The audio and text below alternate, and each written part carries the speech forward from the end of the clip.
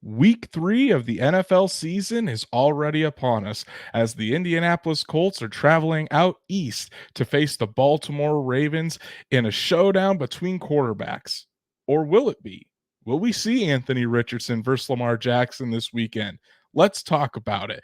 Welcome to the Horseshoe Huddle Podcast presented by Fan Nation on SI.com, part of the Fans First Sports Network. My name is Andrew Moore, and I'm joined here by my fellow writer, colleague, and analyst at Horseshoe Huddle, Drake Wally. Drake, obviously, we are not live this evening.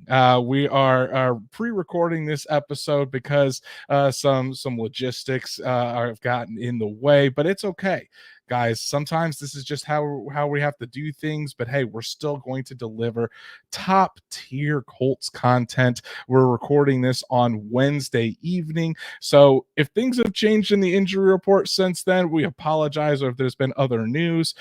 But Drake, how you doing, buddy? I am ready for this week 3 showdown. I'm doing fantastic, and I am too. You know, you hope that you get to see Anthony Richardson versus Lamar Jackson, but of course you want to prioritize Anthony Richardson's health first. So if you do see Gardner Minshew versus Lamar Jackson, you know what? Minshew can go out there and wheel and deal every now and again. So maybe it'll still be a really exciting game. But like you said, you're going to get to go to that game, so that atmosphere is going to be electric. Baltimore looks like they could be a real problem for NFL teams as the season goes along, and the Colts are looking to build off of their first win of the season. So regardless of who starts for the Colts at quarterback, it's going to be a good game in my opinion.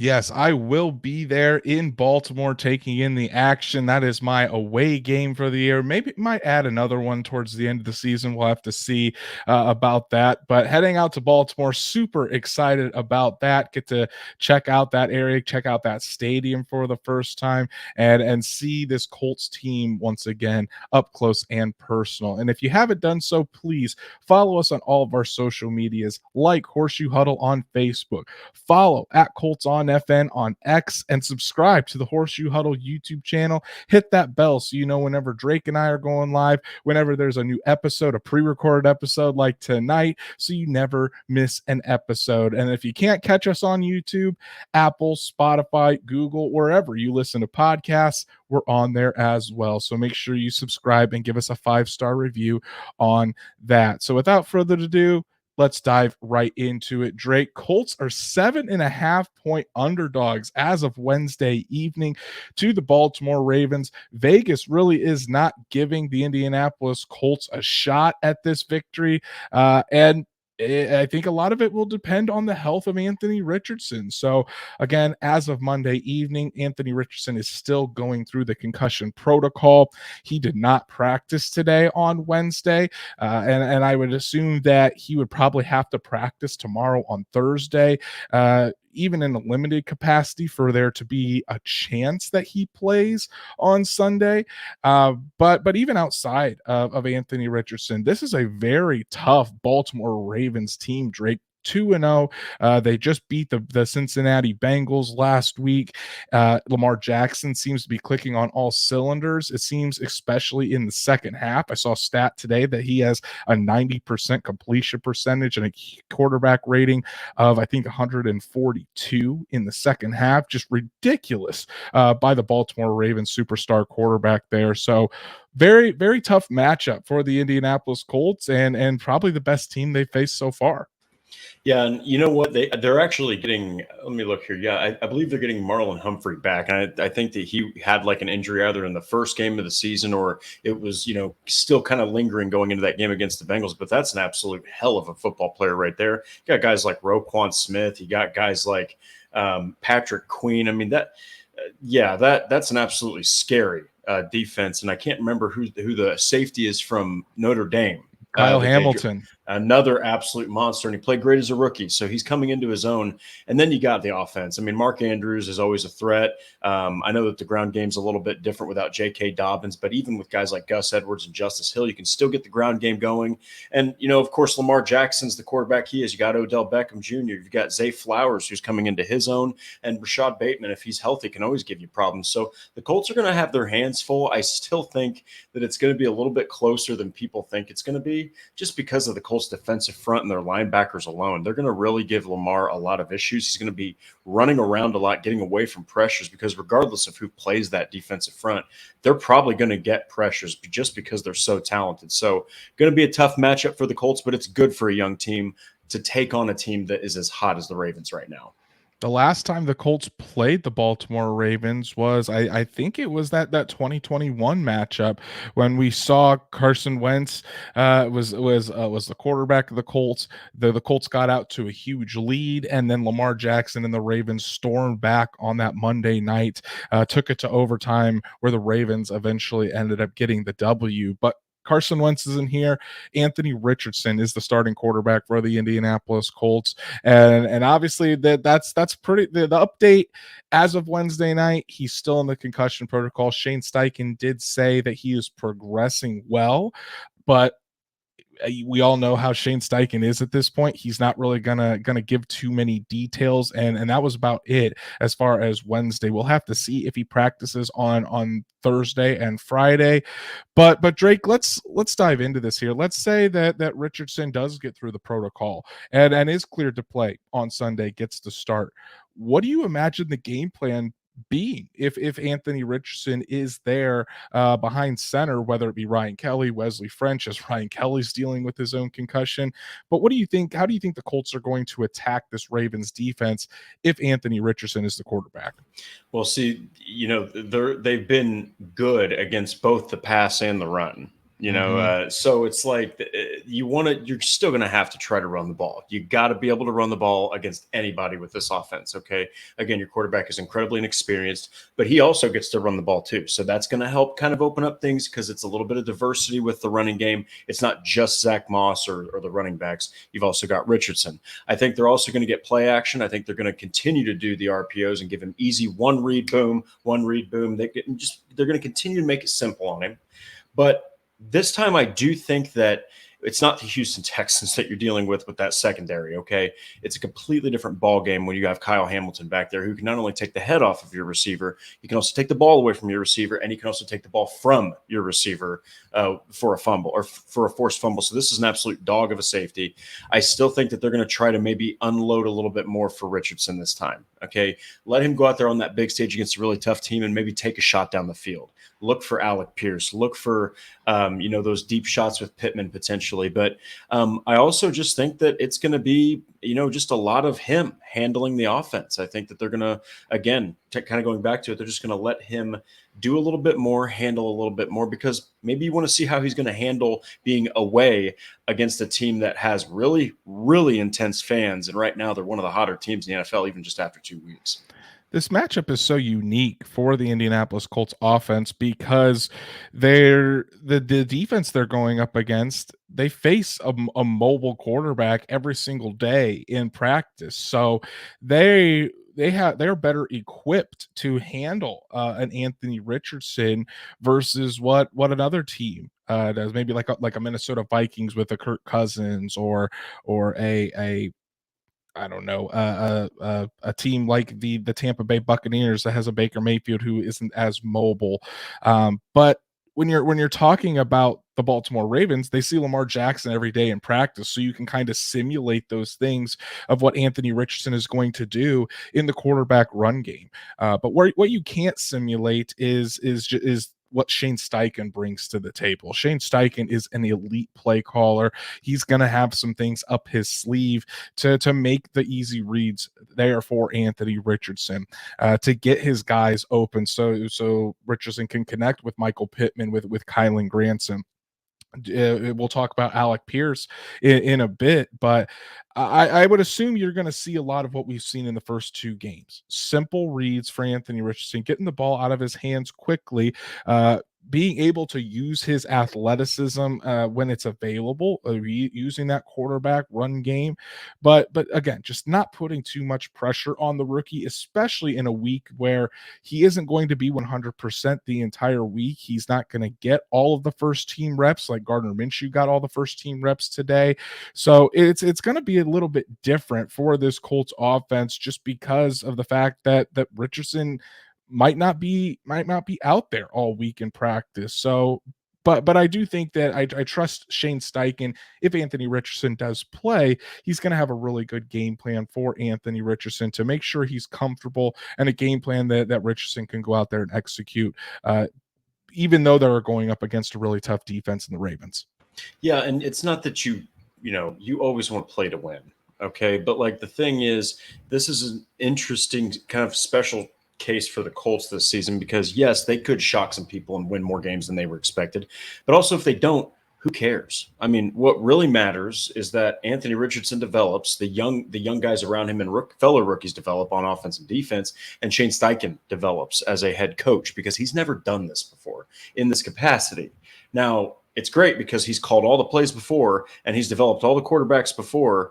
And so this is right in his wheelhouse. Now, I think that it's going to be wonderful if he can go out there and play because you're dealing with a very, very good team. I promise you, if this team stays healthy for the Ravens, they're going to make a playoff run, or they're at least going to get to the playoffs and potentially get through that first round if they have to face the wild card game. So, yeah, at the end of the day, you're hoping Richardson can play because it would really be awesome for him to get that experience against the hostile crowd and just such a good team and a great defense. Now, on the flip side of that, say Anthony Richardson doesn't pass the concussion protocol, or say he passes it at the last minute, but the Colts decide to hold him out because they don't know if he's ready, and they just want to give him an extra week to heal before they put him back out there. It's Gardner Minshew that will be leading this Colts offense. So, how do you see that game plan changing if the Colts are rolling out Gardner Minshew at quarterback instead of Anthony Richardson? You don't think it doesn't seem like it would change much, but I really do think it would be way different because it's not the Texans, man. I mean, he's not going to go out there and just be able to hit the ground running. Not saying it's not possible, but it's very unlikely that he's just going to be able to dominate the Ravens defense. What will happen is there's no more element of the run game from the quarterback. That's gone. Okay. So remove that. You're going to be seeing a lot, not as much of Zach Moss or the running backs. I think you're going to see more of Steichen trying to soften that defensive front and soften the linebackers with short passes that Gardner Minshew's very good at. He's good at getting that ball out. He's accurate. Once you start getting past about 20 yards, though, not only does he not like to generally throw those types of passes, but he really doesn't throw them very often at all. So it's like he's going to try to get them to maybe come up so that Gardner might have a better shot to hit one deep. Then you can start to maybe open up the running game with the running backs. But I do think it would be a little bit more on the one-dimensional side. Steichen would really have to pull out the best play calls he can because you're going to need to get that ball out fast. They know that there's no running threat, so they're going to attack the running backs if he's right behind center, not in shotgun. I just think you'd see a lot more short passes from Gardner Minshew just to try to open up other things as they're completed. Yeah, we're on the same page there, Drake. I would expect a very quick passing game from the Colts with Gardner Minshew, getting those again easy completions. Just get Gardner Minshew in rhythm, but Minshew's also a guy that takes care of the football. He rarely puts the ball in harm's way. So, and another aspect of doing that too is you don't allow the pass rush to get there. The Ravens have notoriously been a very aggressive defense. They like to bring pressure. They like to make it difficult on quarterbacks. You rely on that quick game, and it takes away some of the pass rush potential or some of the nastiness from that Ravens pass rush. So I think the Colts have a game that will be prepared and have a game plan regardless for which quarterback goes out there. But obviously, Anthony Richardson and Gardner Minshew have two completely different skill sets. So you're going to want to maximize each one of those. You're going to use more quarterback run and try to use Anthony Richardson's athleticism if he's out there. Otherwise, you're going to use Gardner Minshew and his ability to get the ball out quickly and accurately to those wide receivers if he is in there. And it's gonna both of them are gonna look vastly different. But I also don't think that you can just rely on the quarterback alone in this matchup to get things done. I think we're going to need to see that running game with Zach Moss, which kind of brings me to our next point. Zach Moss in the running game had a really good game against the Houston Texans. Zach Moss came out, didn't look like he was out for a month, had 88 yards in that touchdown. So Drake, you kind of touched on this, but kind of expand on, do you think Zach Moss and this Colts running game, are they going to continue having a good performance like they did last week in Houston? Or do you think this running game, this offensive line and Zach Moss and the running back group, are they going to struggle on Sunday? It's hard to say, to predict this early. I think that I'll say that they're just not going to have as much success running the ball. Look, the linebacking committee from right to left is Patrick Queen. Then you've got David Ojabo and Roquan Smith. Roquan Smith alone can destroy your entire offensive game plan. But Patrick Queen, he's been kind of bouncing back after some rough performances, but he's one of the more athletic linebackers in the league. And David Ojabo is he's a little bit more like the thicker version of Patrick Queen. But then you have Michael Pierce right there in the middle, man. That's a defensive tackle that doesn't get talked about enough. He can really make life difficult, especially if it's Wesley French that's playing. He's going to be facing him face up sometimes. And I favor Pierce in that matchup. I just think that if it's Richardson, you're going to have to get RPOs and options where he can get out on a run to maybe deceive the defense a little bit and get more opportunities open for Zach Moss. Whereas if it's Minshew, going right back to what we said, you're going to need to probably start out throwing the ball short, just loosen up that defense a little bit. So then maybe Zach Moss can get things going. But this is a far better defense. This is like a flip-flop situation. You go from a banged up, already suspect Texans run defense to a banged up Texans run defense. Even if they were healthy, they still wouldn't be the most successful run defense to this. And this could be a top 10 defense any given week in the NFL, especially against the run, which they've played very well in their first two games. I think the offensive line is going to really have to be on their P's and Q's. I mean, they had a great game last week against the Texans. Quentin Nelson, Ryan Kelly, Will Fries, the interior of that Colts offensive line, when I was going through the film, just moving guys, just absolutely mauling guys in the running game. They did an exceptional job. You're going to have to see that again. Zach Moss, you can count on to get a couple extra yards after contact just because of how hard of a runner he is. But you're going to have to make sure things open up in that running game with your big uglies up front. That's Quentin Nelson, who's also dealing with a toe injury, Ryan Kelly, if Wesley French is in there, and Will Fries. So that's going to be the area to watch, is how the interior of this Colts offensive line does. And if they can handle their own and put together a solid performance, I think the Colts can certainly rely on the running game. Maybe test that Baltimore Ravens defense a little bit, make them focus on the run, open things up for Anthony Richardson or Gardner Minshew in the passing game. Yeah, and at the end of the day, they're going to need to run the ball to be successful. It doesn't matter who starts at quarterback. You got to be able to run the ball. And, hey, if the Colts can go out there and they can push guys like Pierce back and Madubuike back and all those guys on the front that have been successful against stopping the run, maybe the Colts can just lean on that and, like you said, open up that passing game. Because let's be honest, Houston, they just have offensive line troubles even with Laramie Tunsil. And then the Bengals aren't really known for running the ball. They're known for more of a passing attack, which they had to do most of the time against the Ravens. So perhaps this could be the best offensive line, at running that the Ravens have faced. Maybe they can get something going against Baltimore, and you see another great performance from Zach Moss on the ground.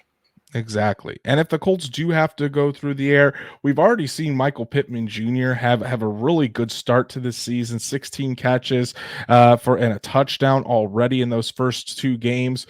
But a guy we haven't really heard from is Alec Pierce, 2 catches in those first 2 games. So do you think this is the weekend that we might see Alec Pierce get going a little bit? Or is that defense, you talked about Marlon Humphrey, he's probably going to be matched up on Michael Pittman Jr. So that's going to be a fun matchup to watch, because both those guys are physical. Michael Pittman Jr. certainly doesn't back down from a challenge, but it could be an opportunity for Alec Pierce and to get things going in this 2023 season. So, Drake, I'm going to ask you, of the wide receivers in the pass catching group, do you think it's Alec Pierce who's in line for a big game, or is there somebody else in the passing game that you're really focused on as possibly being that reliable target this weekend? Yeah, that's a really good question, because, you want to say guys like Kylan Granson or Josh Downs, but I think that the linebackers are athletic enough that they're going to be able to at times cover Kylan Granson, even though he's very good at separation. And Josh Downs, I think that with the linebackers being athletic and the slot corners being athletic, I think they might be able to contain him to a degree. And then, of course, you've got Humphrey on Pittman. So if there was a game where Pierce could really have the holy cow, he's here type moment or type game, it's against the Ravens here and now, because of all those other targets that have been happening with those other players I just mentioned in these first two games. Downs has been getting them. Granson's been getting them. I mean, even Will Mallory had a couple catches in the last game. I mean, Moss had 4 catches. Pittman, of course, is averaging 8 a game right now. So those guys have gotten the attention. I'm not saying that every NFL defense doesn't take account for everybody, but you rest assured that they're not saying Alec Pierce is the number one threat in that defensive film room. They're just not. So I think that Pierce, with all of the distractions that, the targets have been going to in the first couple games for the Colts, I think that this is a chance for him to shine. I would say that it'd be really great if he could catch a 30-plus yard ball, help open up that ground game and that underneath passing game, whether it's Richardson or Minshew that hits him. But, boy, you'd love to see Richardson and Alec Pierce have a big connection, especially for a touchdown at some point. Right, exactly. And the other cornerbacks on that side of the ball too, Ronald Darby, Rock Ya-Sin is on with the Baltimore Ravens now. Maybe a Rock Ya-Sin revenge game. He had it against the Raiders. He was with the Raiders last year when the Colts played. Didn't really work out for him, but I think there's going to be an opportunity for Alec Pierce to have an impact on Sunday. I really do. Yeah. And just because Marlon Humphrey is on Michael Pittman Jr., guys, do not discount Michael Pittman Jr. continuing to be that security blanket, continuing to rack up 8, 9, 10 catches a game.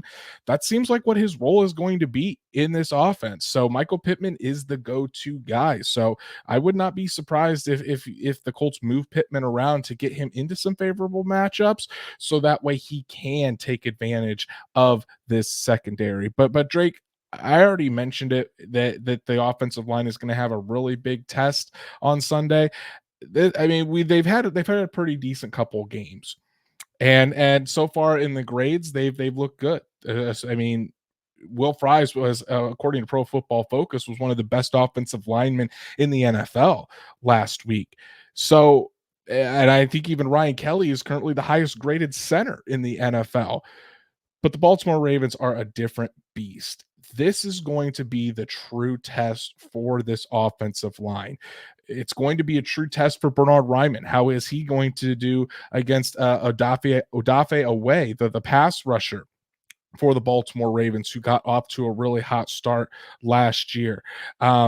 There's going to be, I think Jadeveon Clowney is with the Baltimore Ravens as well. So some big names there. Bernhard Raimann and Braden Smith are going to have to hold up on the ends, and then the guys on the interior move people in the run game, get those holes open, and protect. Make sure you communicate because of those blitzing linebackers. There's going to be a lot on the offensive line's plate, and if they come out of this looking pretty good or having a decent performance, I think it will speak volumes, and you can have a lot more confidence in this Colts offensive line moving forward that yes, they are on the right track and they're on their way back to being a top 10 unit in the NFL.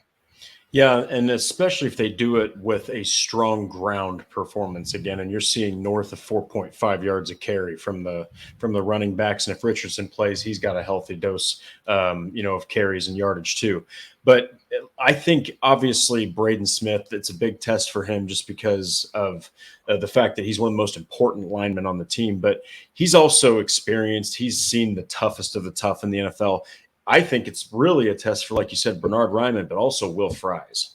This is a big game for Will Fries to continue to make a statement, because he's already making a statement. He's making me look like a fool right now for all of my off-season rants that I had about him. So you know what? Bravo to him. He's looking good.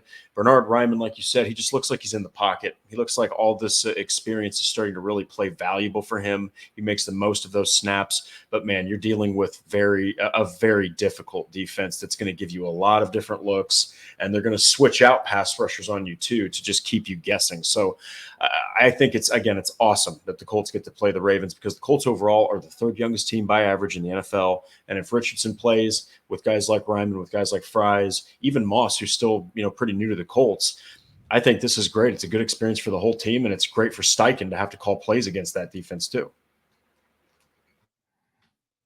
I agree. And now let's kind of transition to the other side of the ball because we're talking about the Colts facing easily a top 10 quarterback in the NFL, borderline top 5 quarterback in the NFL in Lamar Jackson. Obviously, there were a bunch of rumors in the offseason were the Colts going to trade for Lamar Jackson because Lamar wanted out of Baltimore because he wasn't getting a contract. That all got settled. Lamar got paid by the Ravens, and he will be there long term.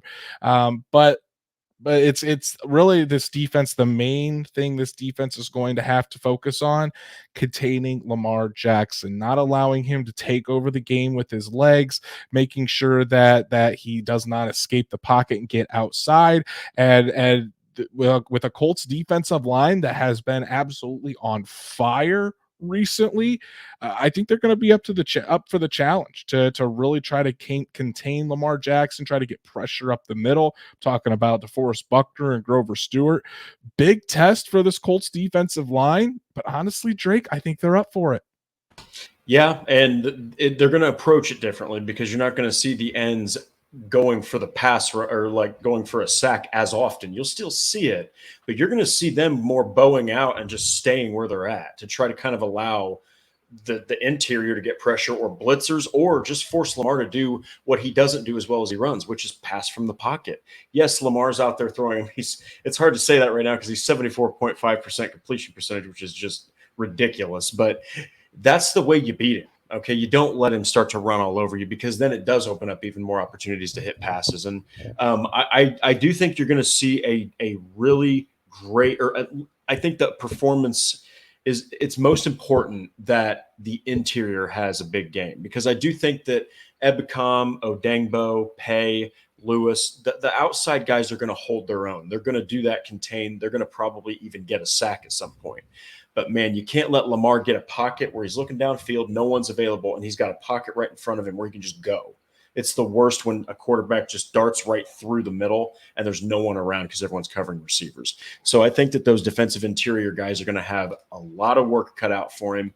But look for a guy like Taven Bryan, too, who's incredibly athletic. He's a pass rushing inside defensive tackle, and maybe he could have a nice impact, too, rotating in. So I'm right there with you, man. I think that they're up for the challenge, but it's going to be a big challenge to overcome against Lamar Jackson.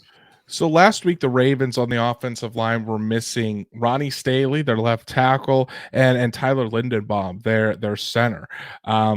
They very well could be missing both of those guys this week. They did not practice on Wednesday. Obviously, it's a long week. We'll have to see what happens, but there were quite a few guys on the offense for the Ravens that missed practice on Wednesday. I already mentioned Stanley and Linderbaum. Odell Beckham Jr. did not practice with an ankle injury. Justice Hill did not practice. Marlon Humphrey did not practice. So there's a lot of big names. So Odafe Oweh did not practice. A lot of big names for the Baltimore Ravens on that injury report that didn't practice. And on that offensive side of the ball, we already seen what the Colts could do against a banged up Houston Texans offensive line.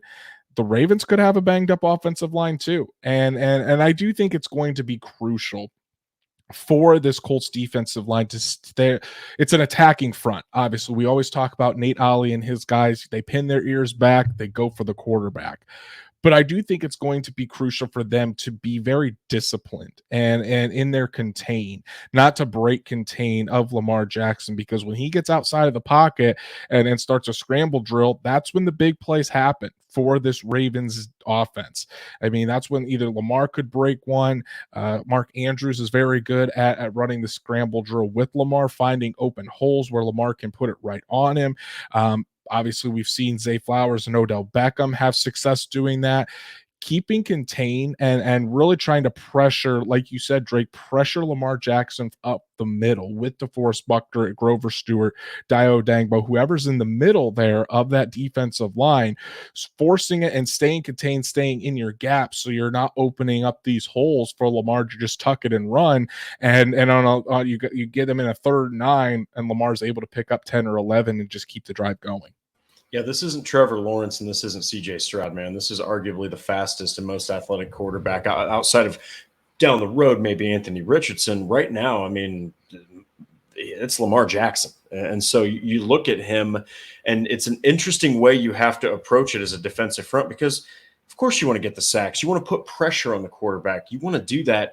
But if you're putting pressure on him by pushing forward, you have to almost do it as a wall somehow, or you have to stay in your spot and just let him, like, either let a coverage sack happen or let him throw from the pocket, because just the last thing you want is for over 100 rushing yards. If he does that and he's got north of 60, 70, 80 rushing yards, it's pretty much like opening up everything else that he can do to you, which is he's got a good deep ball. He can be more accurate than people give him credit for. And then they can just run the ball with their running back committee that they've got. So number one, first and foremost, you got to contain Lamar Jackson's feet, force him to beat you with his arm, and then you can potentially get some pressures and force him into some mistakes from there. Don't be surprised also. It's going to be very interesting to see how the Colts handle putting a spy on Lamar Jackson with this linebacker group. I mean, obviously Zaire Franklin leads the NFL in tackles, but which guy is going to be on that spy? Is it going to be Zaire Franklin with his high football IQ, so that way you can allow Shaq Leonard to kind of use his instincts and roam around in that second level? Is it going to be Shaq Leonard because of his instincts and his ability to kind of be able to follow Lamar, know what Lamar might be doing? Will Shaq Leonard be the spy so that way it keeps Zaire Franklin free to go make some tackles? Or do they implore EJ Speed more? Because EJ Speed is one athletic linebacker, and we've seen him be able to cover a lot of ground quickly. So it'll be very interesting to see how Gus Bradley deploys those linebackers on Sunday, and which linebacker he designates to be that spy on Lamar Jackson. It might even be a combination of all three. But I think obviously when we talk about this Colts defense and where the weakness is, it's that young secondary. And this is what we're going to probably be talking about all season, Drake. The Ravens wide receivers, Odell Beckham Jr., Zay Flowers, Rashad Bateman. We'll throw Mark Andrews in there. Even though he's a tight end, he's still a pass catcher against this young Colts secondary. Kenny Moore, I don't think we have to worry about Kenny Moore. He's going to hold his own. But after what we saw Darrell Baker Jr. go through last week, Dallas Flowers had some communication issues. Man, if these guys have another performance like that, Lamar could pick them apart, because this wide receiver group is in my opinion much more talented than what we saw a week ago against the Houston Texans. Yeah, and the one thing the Colts do have going for them is they played a hell of a wide receiver pass catching core, in the Jacksonville Jaguars. So they did get that, but like you said, they had a far worse showing almost against the Texans, which was weird because you got a rookie quarterback. And then you've got a rookie receiver in Tank Dell who had, I think, like 7 catches. And then you got a guy who generally you consider him on the downside of his career, and Robert Woods, who had like 6 or 7 catches. And then Nico Collins, who I really do think is going to be a star in the league at some point. He absolutely cooked the Colts, the secondary. So now you're dealing with Zay Flowers, who looks like he could also be more of a refined Marquise Brown. You've got Mark Andrews, who is the top pass catcher on the team. Rashad Bateman, like we said, when healthy, he can give you problems deep. But the guy I'm most concerned about is Odell Beckham Jr. And the reason I'm so concerned about him is because I do still think he can play. I do still think that OBJ can ball. And he is the most veteran of any one of those guys. He's going to know exactly who to pick out, what route to run. They might even just run option routes where he's just picking exactly what he's running, because the Colts defensive secondary might be so ripe for the picking. Now, could they go out there and play far better than we're expecting? Maybe. But after what you saw against Houston, it just doesn't give you a lot of confidence. You're really hoping that the pass rush can get there, and you're hoping that they can contain Lamar to the pocket, because if he gets out in the open, guys like OBJ, guys like Zay Flowers, and guys like Mark Andrews, like you said, they just seem to fit where Lamar's going and know exactly how to get open for him to throw on the run. And is week 3 do we see the debut of Juju Brents? That'd be nice. Still has not played in those. He hasn't played this season. He missed the first 2 games. The first game was due to a personal issue. The second game, coaches just didn't feel like he was ready quite yet, and they're not trying to force him out there before he's ready. But he did practice today. He has been practicing. is against the Baltimore Ravens. Is that when we see Juju Brents get his debut? It'd be a hell of a test for Juju Brents going up against that wide receiver group, and he's bound to make mistakes, just like any rookie is going to make mistakes. But to have that big physical cornerback out there to pair with this group, I'm excited to see Juju Brents, and hopefully he makes his debut this weekend against the Baltimore Ravens. Drake, who is your X factor for this weekend? Give me that one Colts player that you think will be the difference in between a Colts win and a Colts loss on Sunday. It's actually, I'm going to make it a more of like a sub unit, I guess, instead of like defensive front or defensive backs or linebackers. It's the defensive interior, and namely two guys. It's Grover Stewart and it's DeForest Buckner. They need to play harder than they've played in these first two games, which, by the way, if you look at their numbers and their grades, holy cow, have they played on an absolute nuclear level of sorts. Like, they are just bull rushing, just destroying offensive lines. If they can do that against this Baltimore Ravens offensive line, which is better, and especially if they're not healthy, they could really give Lamar Jackson issues, especially if he's kept in the pocket and he goes to scramble, and you've got defensive ends out here who are just holding the tackle, waiting for which way they want to go, watching him. And he's got these two guys in Stewart and Buckner coming right up the front. Boy, if they have a good game, I think that they have a chance to potentially force Lamar into some mistakes. If they get pushed back and contained, Lamar might actually have a really good game running the ball because he might be able to run past him. I love that. For me, I'm going to go the other side of the ball. Since you did two, I'm going to do two as well. Quarterback position. I think if Anthony Richardson is cleared and is able to play, this is going to be a very fun matchup, but it's also going to be a lot closer matchup. I have faith in what Shane Steichen can do with Anthony Richardson to just unlock different parts of the offense. I think if Anthony Richardson is healthy, can pass concussion protocol. I'm not going to speculate on if I think he will or not, because concussions are so finicky. You never know how each one is going to go, and because it is only Wednesday, we really don't have that much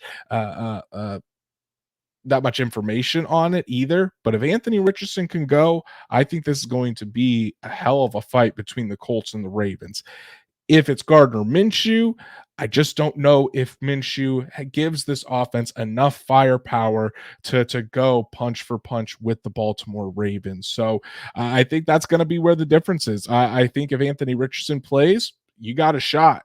If Gardner Minshew plays, it's going to be a lot tougher for the Colts to come out on top. So with that being said, Drake, give me your prediction. At around 4:00 Eastern, when the clock strikes 0, who's going to come out on top?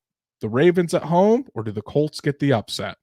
So we'll have to go with if Richardson starts, I think that it's going to be 27-24 Baltimore.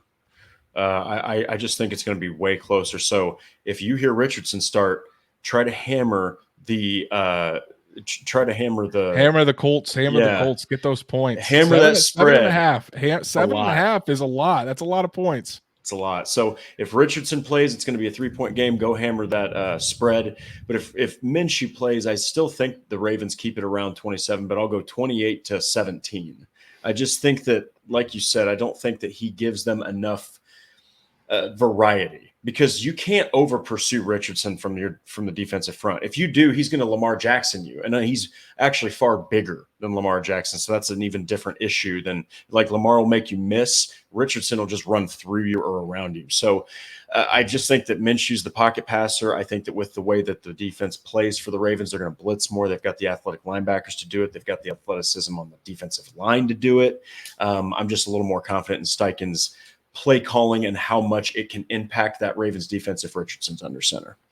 Yeah, I would agree there, and I think what we have seen from this Ravens team is that they're just a solid unit all the way around. They scored 25 points against the Houston Texans in week 1. They scored 27 against the Cincinnati Bengals in week 2. I do think that the Colts defense is a little bit better than both of those, so I'm gonna give them 24. I do think that if, again, we'll do two predictions. If Richardson plays, I'm going to go 27-21, 24-21 Ravens. If we see Gardner Minshew, I'm thinking it's going to be 24 or Ravens 24, Colts 17. So I still think they'll cover regardless of who is out there.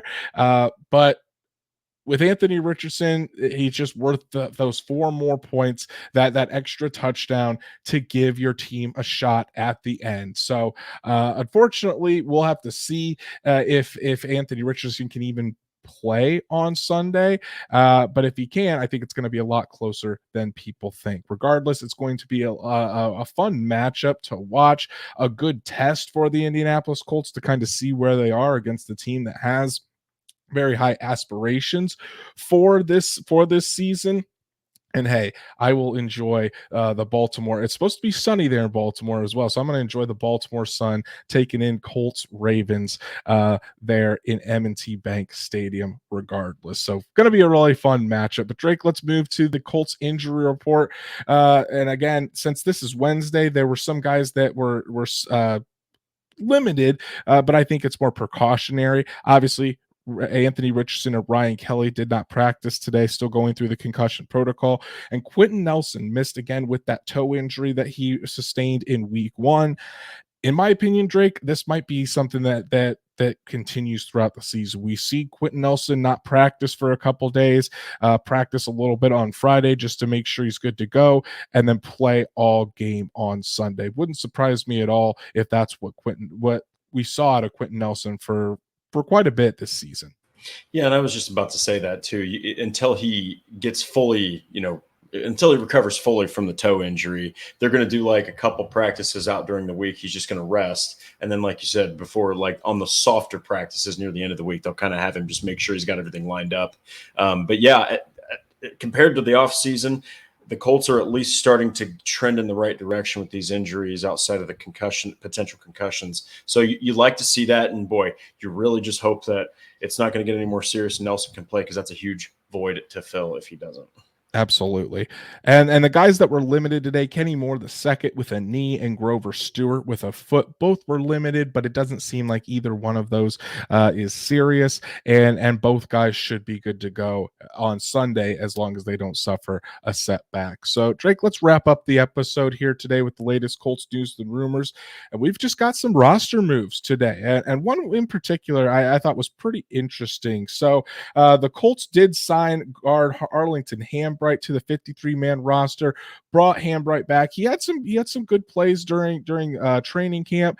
He also had some bad plays during the preseason games, but he does provide more depth along the interior of that offensive line, especially with Quentin Nelson dealing with that toe injury and Ryan Kelly going through the concussion protocol.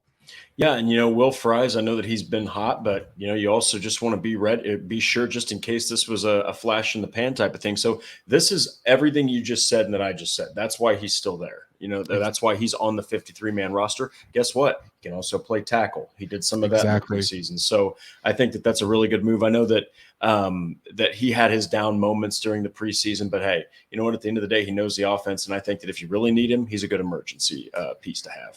And speaking of being able to play tackle to make room for Arlington Hambright, the Colts waived tackle Ryan Hayes, so to make room for Hambright to come up from the practice squad. Hayes was a guy that the Colts claimed off of waivers in that initial roster cut down. Never really saw him play, but it seems like the Colts favored Hambright over Hayes. But the signing that I found very interesting was a guy that was added to the practice squad, running back Trey Sermon, the former Ohio State running back, former third-round pick of the San Francisco 49ers, has dealt with some injuries throughout his time in the NFL. But Drake, Shane Steichen knows him. He was with the Eagles last year. He put on a hell of a performance when the Colts played the Eagles in that preseason game just about a month ago or so.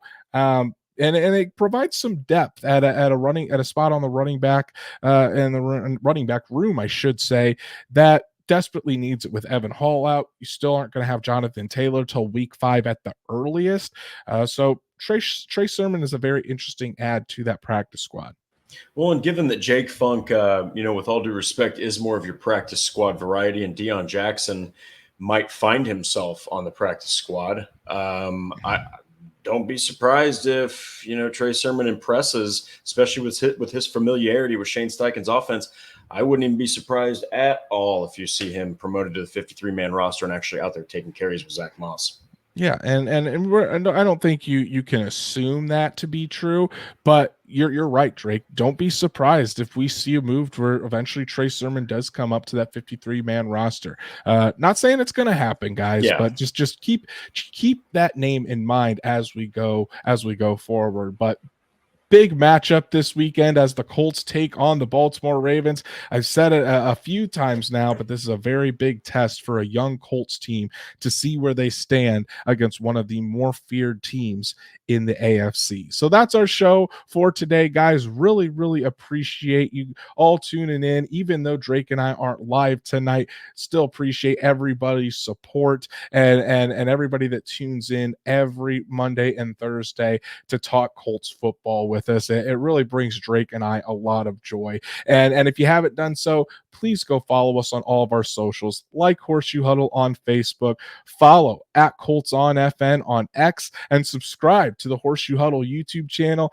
Hit that bell so you know whenever Drake and I are going live, whenever Shad goes live with the Saddle Up Show, so you never miss an episode. And if you can't catch us on YouTube, Apple, Spotify, Google, wherever you listen to podcasts, we're on there as well. So make sure you subscribe and give us a 5-star review. Drake, I know you've been dominating horseshoehuddle.com, cranking out content as always, the hardest working man in the Colts media. What are some pieces that the people can go check out that you've got there on the site? So recently I just did the Trey Sermon and roster moves and stuff like that. So I went into a little bit more depth about how Sermon might be able to work to a capacity for the Colts. And then, of course, I did the 3 good, 3 bad in the win over the Texans. So go check that out. But I'm going to be releasing a piece on the defensive line and then 3 things that both the offense and defense for the Colts need to do if they want to be able to defeat the Baltimore Ravens. So be on the lookout for all those as well. Definitely go check those out on horseshoehuddle.com. For me, all AR5. He didn't play too long against the Houston Texans, but he certainly put enough on tape to impress. I thought he looked very, very good against the Houston Texans. Wasn't perfect, as you'll see in the last section on there, but you can be very encouraged from what you saw to Anthony Richardson last Sunday against the Texans. And then Gardner Minshew could be in line to start against the Baltimore Ravens on Sunday. What are his thoughts leading up to this matchup?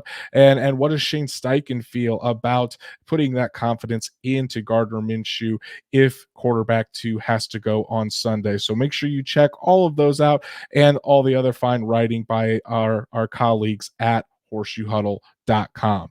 You can follow Drake at DWalsterDrake on X. You can follow me at Andrew Moore NFL, and we will be back Monday night to go through everything that happened from the Colts game against the Ravens, and hopefully we're enjoying another Victory Monday alongside you guys. So until then, everyone, enjoy your weekend and enjoy Colts Ravens.